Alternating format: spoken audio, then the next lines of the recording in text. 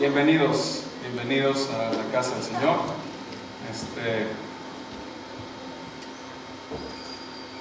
Qué hermoso fue entrar en la presencia del Señor. No nomás venir a cantar un canto, tocar un canto, o solamente venir a un servicio nomás por venir, porque es costumbre, pero verdaderamente adorar al Señor con todo lo que somos. Hay un descanso, hay un aliento al entrar en la presencia del Señor, ¿sí o no? Había un doctor, se llamaba George Truett. Este doctor, estaba leyendo bastantes temas al estudiar para este mensaje y encontré la historia de este doctor, George Truett, que era un doctor en teología, era un pastor y era un misionero. Los últimos años de su vida, él estaba muy enfermo y los últimos meses específicamente no podía ni dormir de la enfermedad. Entonces llegaron y le preguntaron, pastor, a usted se le harán bien largas las noches, ¿verdad? Y el pastor le contesta, no, al contrario, se me van bien rápido las noches. Dice, ¿por qué? ¿Cómo? Dice, es que mira, déjame te enseño. Saca una lista. Estas son las peticiones de la iglesia y me la paso toda la noche orando por todos mis hermanos, porque sé que ellos necesitan ayuda divina. Y se ponía a orar por ellos toda la noche. Y después dijeron los que estaban más cercanos a él que mientras él oraba, él sentía que él estaba intercediendo por las personas, pero que al estar orando ni cuenta se daba, pero la presencia del Señor le alentaba en medio de toda su enfermedad y en toda la situación en la cual se encontraba. Entonces, eso es lo precioso, ¿no? de cuando buscamos al Señor en oración, intercedemos por otros y cuenta nos damos que el Señor nos alienta a nosotros también. Esto me recuerda a una hermana en la iglesia. Yo creo que la mayoría de los que están aquí no la conocen, posiblemente unos sí la conocieron, pero la mayoría no creo. Era la hermana América. Llegaba a visitarla al hospital y me decía, pastor, díganme por favor quiénes son los que no están viniendo a la iglesia para hablarles. Estoy orando por ellos, por los que no venían. Y no tan solo ahí, me llamaba por teléfono, ella estando en el hospital, me llamaba para que le generara esta lista de las personas que no estaban llegando, porque ella estaba orando por ellos y quería llamarles para que vinieran a la casa del Señor. Me acordé de eso y me conmovió. En la iglesia, no sé si usted sabe, pero estamos orando por todos.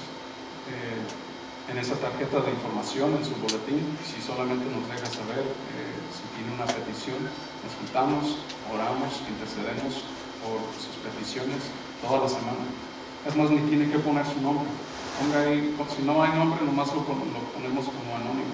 Pero déjenos saber si cuando se contesta la oración, o déjenos saber, siga orando por tal situación. Por ejemplo, supongamos que no quiere poner usted su nombre, pero quiere orar por su sobrino, porque supongamos que está enfermo. Entonces nosotros tomamos esa petición y oramos por el sobrino, aunque no lo conocemos, pero déjenos saber, siga orando por mi sobrino, y también déjenos saber cuando la oración ha sido contestada. Mi sobrino ya ha sido sanado, gloria a Dios, gracias por orar. Y así también nos damos cuenta que ya se contestó esa petición y le damos gloria y honra al Señor.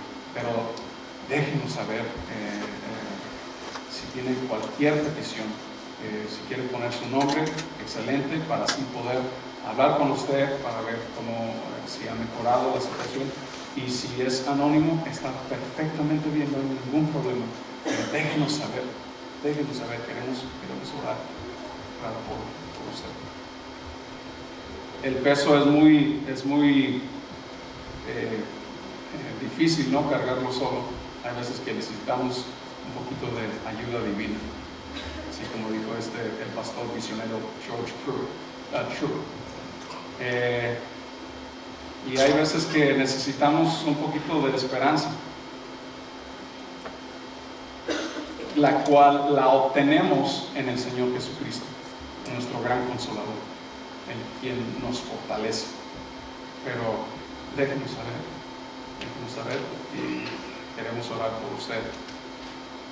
Esto ahorita ya hablando de lo que es la esperanza y lo que es consuelo.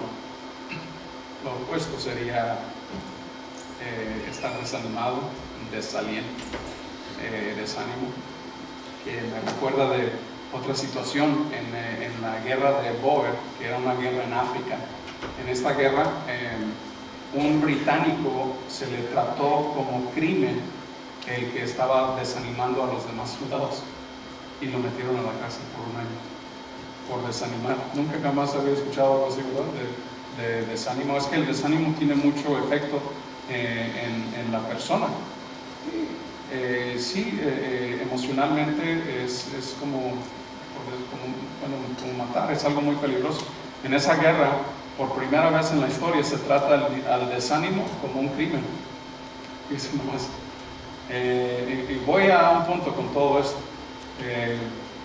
Pero es bien interesante eso de que se le trató a este desánimo como un crimen. Escuché también de un pastor que él era un chaplain, un capellán. Gracias. Y gracias. Y él, este ministro, este capellán, trabajó para la cárcel federal de Atlanta, Georgia, por muchos años, más de 40 años.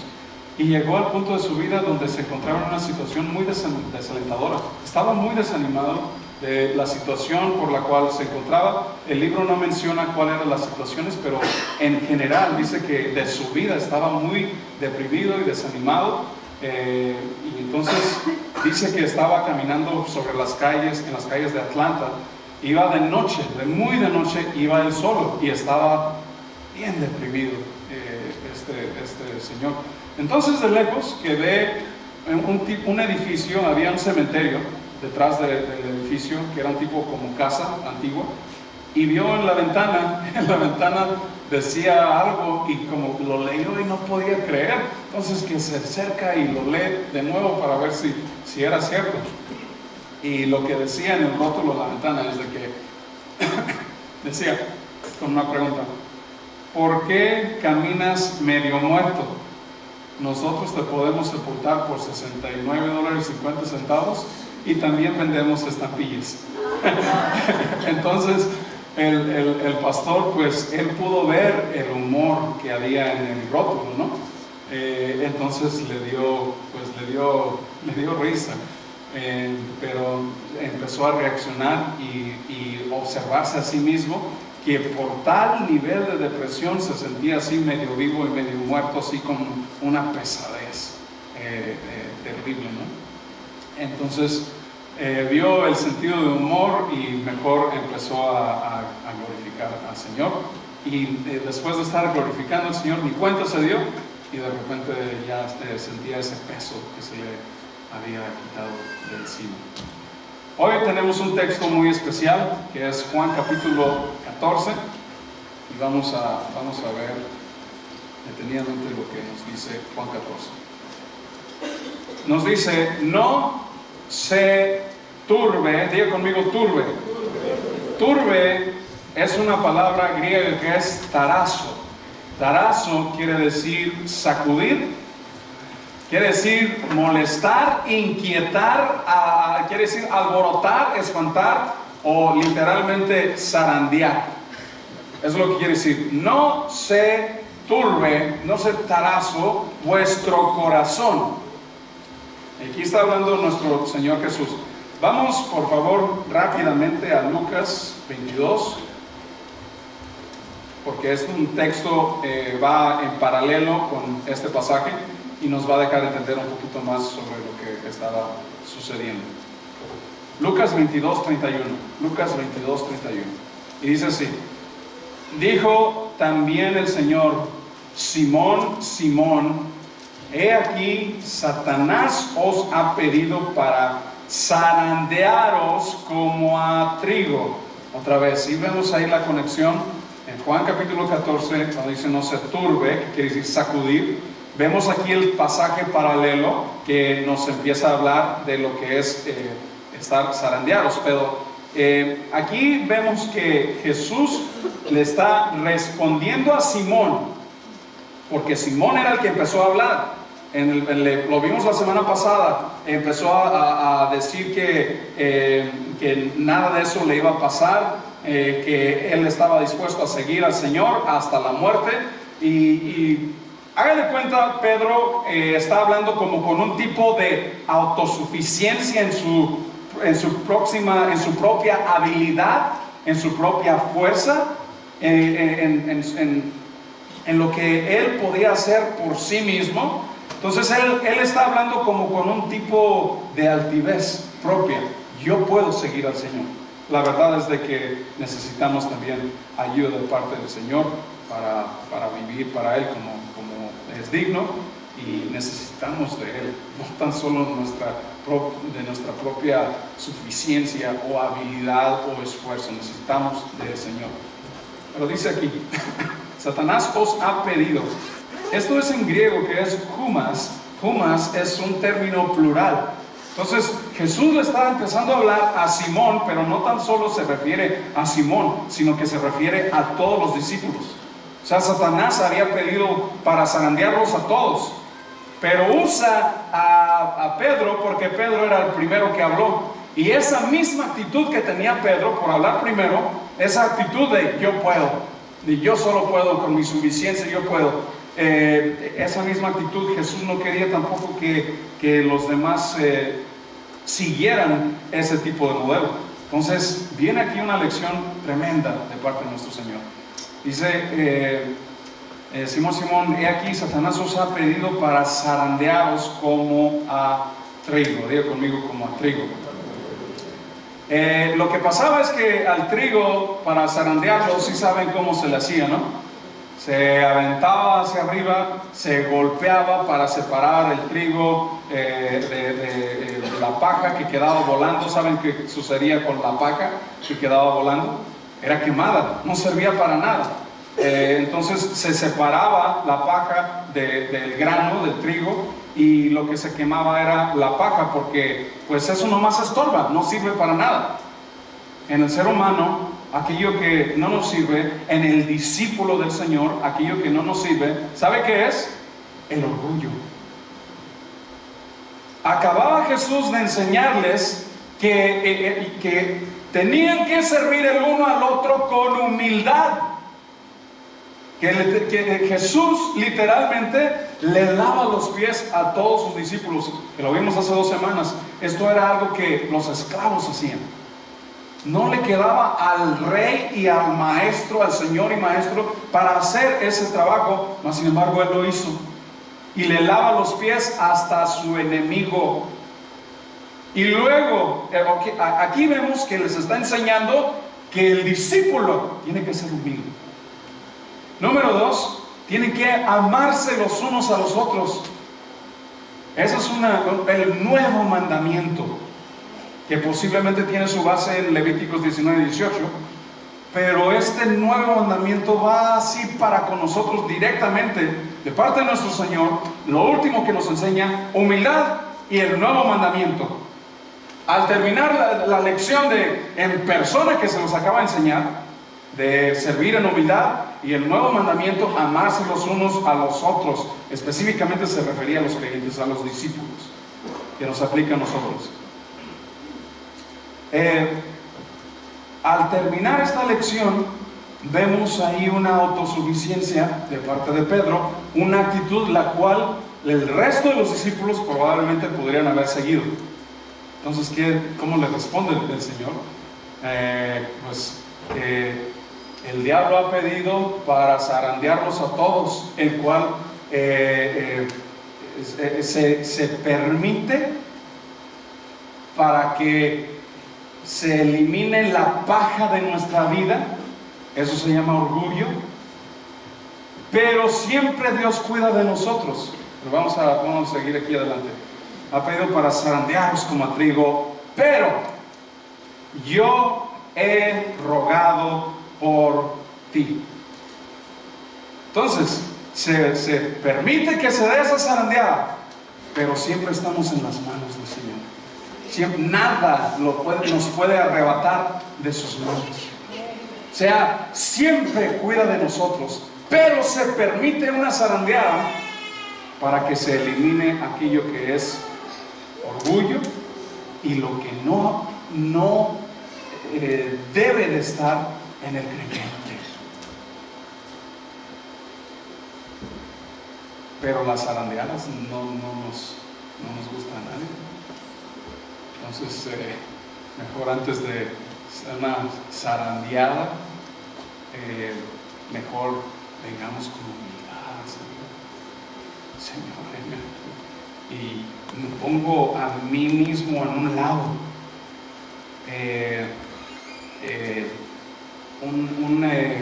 Un autor anónimo, porque no se sabe ni quién fue el que dijo lo siguiente: la esperanza es el sepultar, la obediencia es enterrar el ego, y la resurrección de la humildad. Porque, lo voy a decir otra vez, la obediencia es enterrar el ego, lo que yo quiero, y que resucite la humildad en nosotros. Yo creo que estoy de acuerdo con algo así, porque en realidad para obedecer necesitamos humildad. Y para servir en general necesitamos esos tonos, esas cualidades de humildad. Aquí en la iglesia, hermanos, cuánta necesidad tenemos.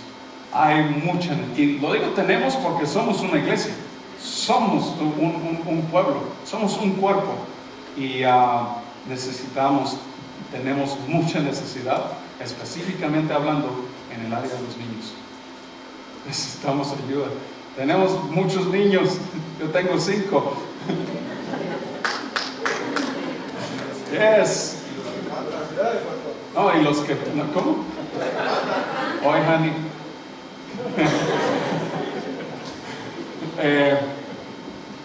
Hermanos, ya no haciendo un comercial aquí, necesitamos mucho de apoyo en el ministerio de los niños.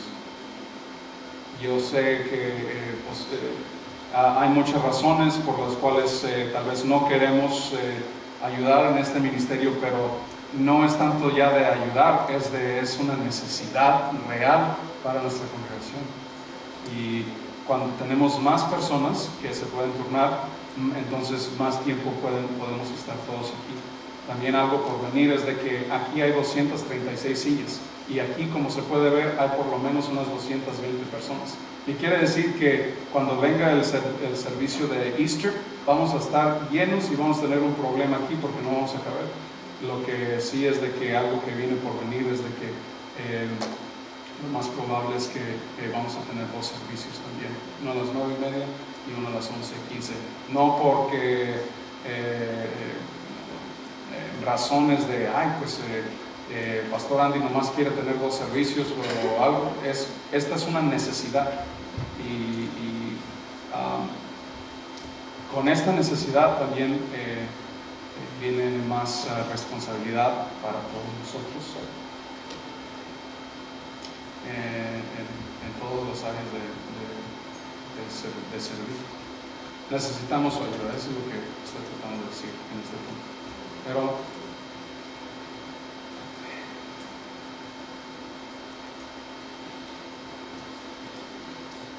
¿Cuántos quieren ayudar? ¿Cuántos quieren ser de bendición para el cuerpo del Señor?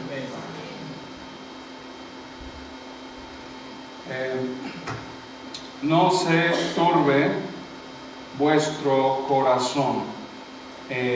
Hablamos el jueves pasado, no es del otro, sobre el área de las pasiones y de las emociones, donde de ahí es donde se inicia lo que es el amar a Dios. Se ama a Dios primero con todo nuestro corazón y luego con toda nuestra mente, ¿sí? Pero aquí estamos viendo que Jesús está diciendo que no se turbe, no se moleste, se sacude el corazón. Que esto es algo que todo ser humano va a pasar por ahí, inclusive nuestro Señor también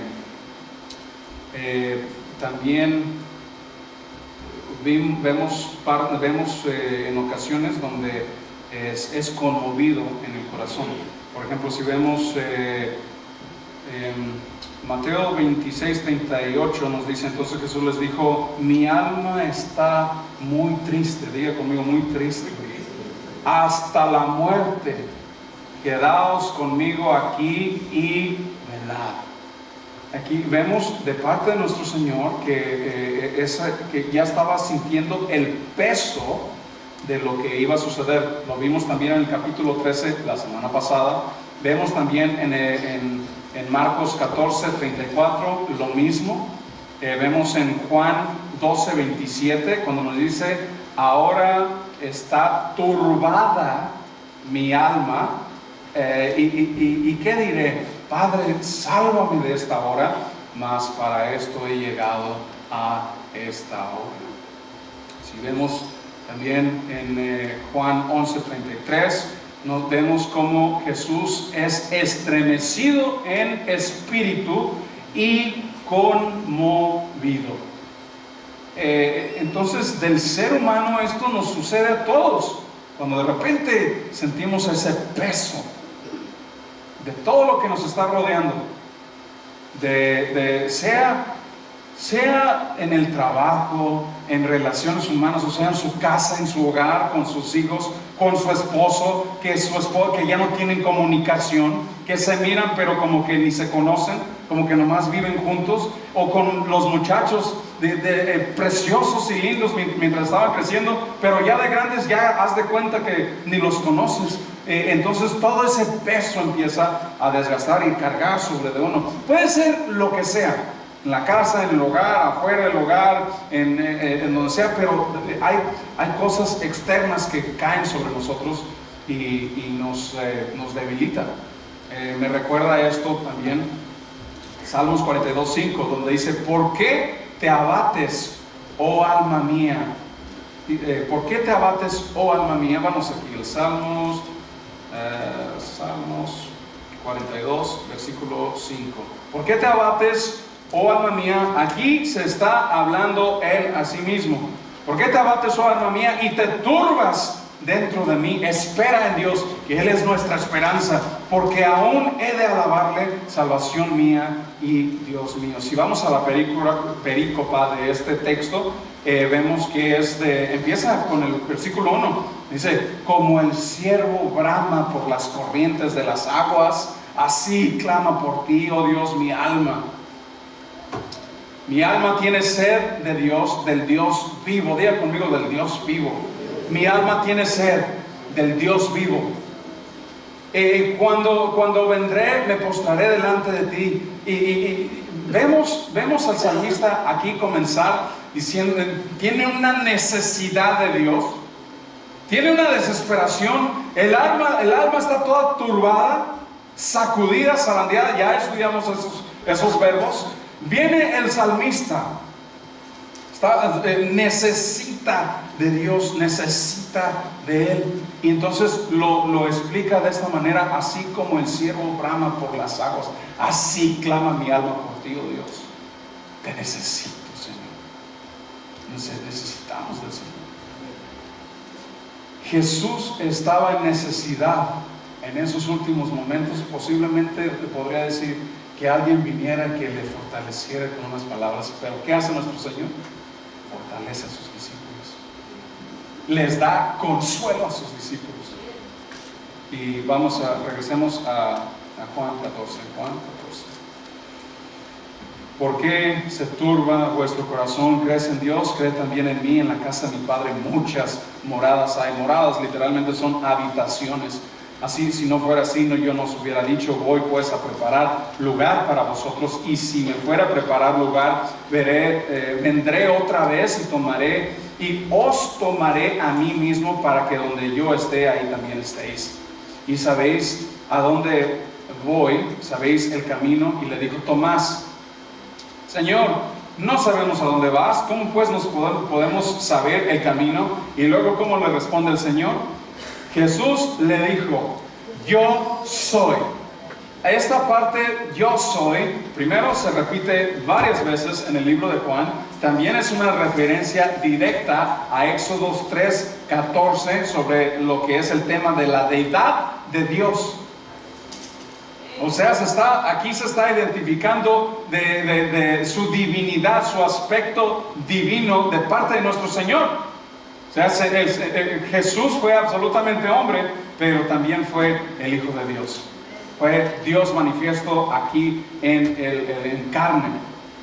Indiscutiblemente grande es el misterio de la piedad. Dios se manifestó en carne. En el principio era el verbo era con Dios, el verbo era Dios. Este verbo es nuestro Señor Jesús. Es una referencia a su deidad también cuando dice yo soy. Y luego dice: el camino y la verdad y la vida, nadie viene al Padre si no es por mí. Quiere darle por otro lado, quiere darle por allá, y cree que a lo mejor por acá sí puede entrar. Eso se llama, es una filosofía universal, que bueno, pues es bonito. Al ser humano como que le atraen esos pensamientos, pero la palabra de Dios, señoras y señores, nos deja saber que la única manera para llegar al Padre es por medio de nuestro Señor Jesús. Trátele de llegar por cualquier otra manera, no se puede, solamente por medio de nuestro Señor Jesús. Amén. Díganlo con confianza: amén, así es, así lo declara tu palabra. Si me conocéis, también conoceréis a mi Padre. Desde ahora le conocéis. Y esto está tremendo, está lleno, está hermoso este texto. Vamos a tratar de cubrir lo más que podamos. Del versículo 8 al 15 podemos ver algo que si lo podríamos categorizar o ponerle en título con lo que es obediencia. Vamos a leer aquí rápidamente. Vamos a ver. Señor, muéstranos al Padre y nos basta. Jesús le dijo: tanto tiempo es que estoy con vosotros y no me has conocido. Felipe, el que me ha visto a mí ha visto al Padre. Esto lo estudiamos en Casa de Fe en Great Oaks. Recordamos en el libro de Hebreos. Jesús es la sustancia, es la imagen misma de la gloria de Dios. Aquí está lleno de teología muy hermosa, y los invito para que lo estudien. Vamos al 15. Si me amáis, guardad mis mandamientos. Aquí cuando dice guardar, no quiere decir que esconder o acomodarlo en un lugar donde no se te va a perder nada. No es algo de guardar algo, sino es de obedecer. Es obedecer. Si entonces amamos al Señor, que tiene que ser del corazón primero, luego la mente da sus órdenes a lo que es todo nuestro ser, y se hacen las cosas, pero empieza en el corazón. Si amamos, si me améis, guardad mis mandamientos, obedecer mis mandamientos.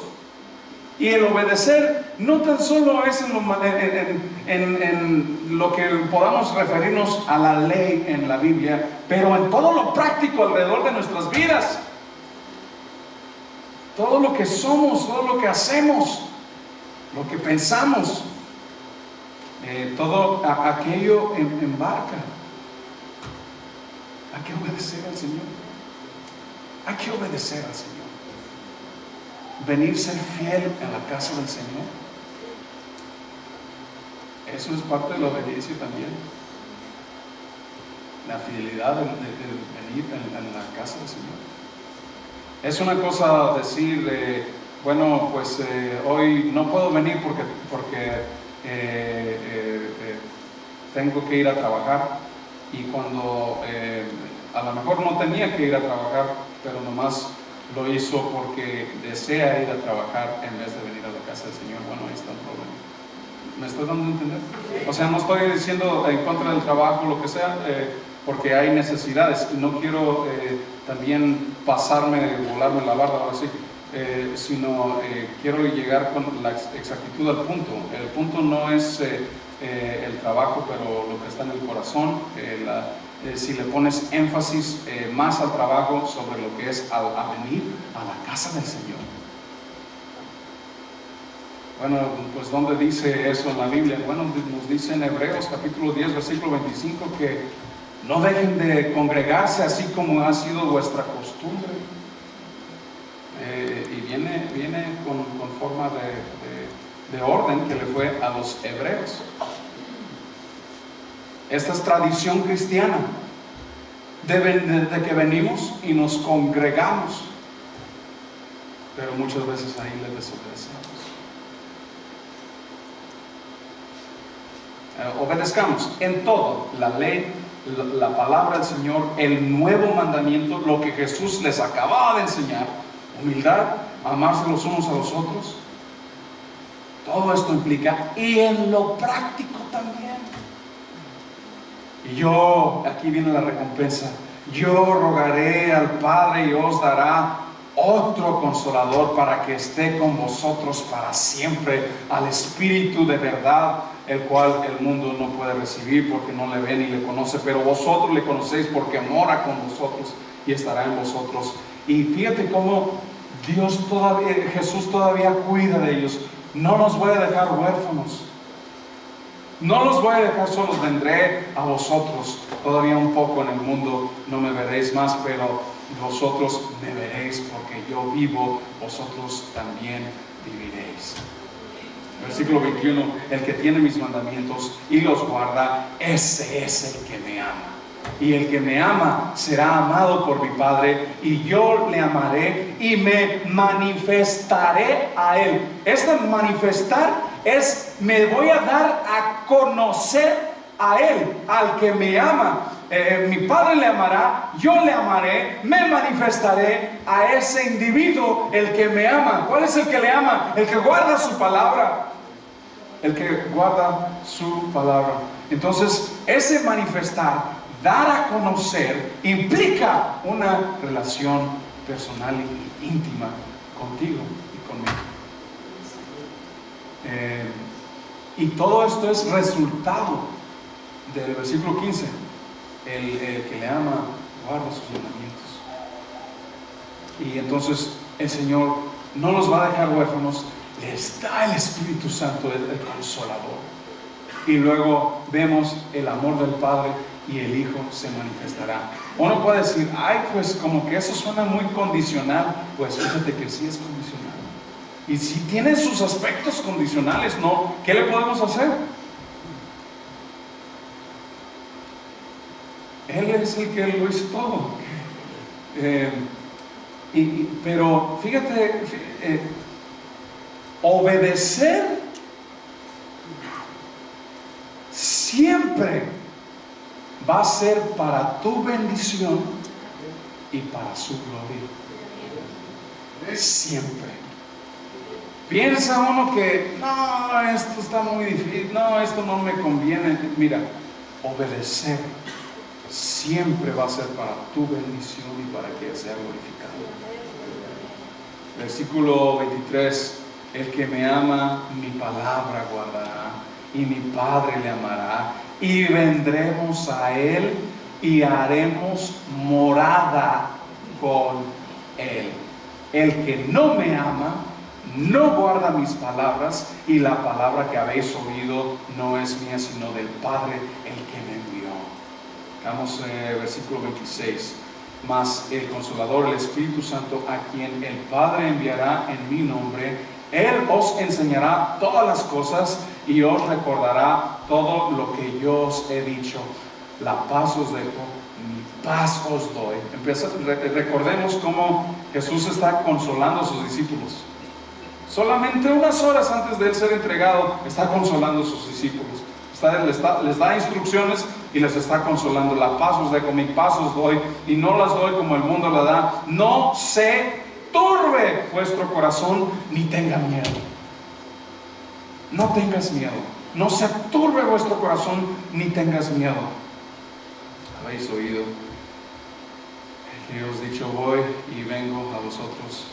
Si me améis, os habréis regocijado, porque he dicho que voy al Padre, porque el Padre es mayor que yo.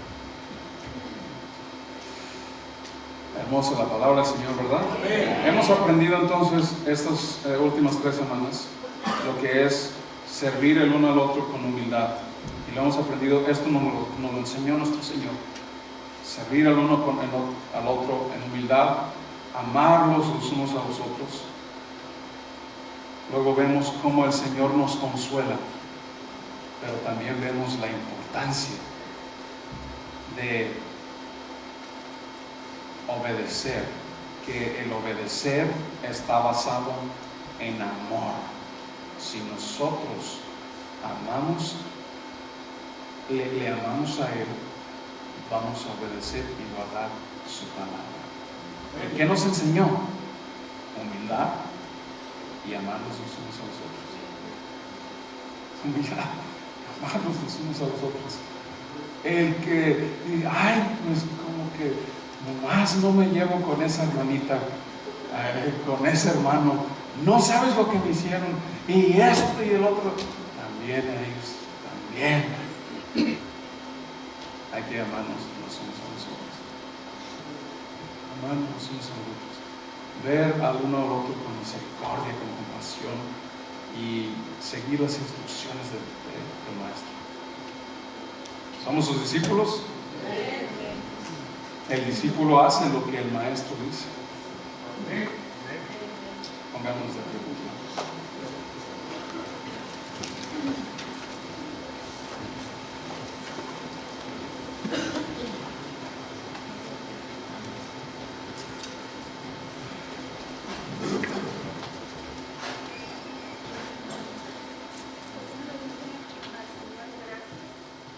Porque sabemos que Él nos consuela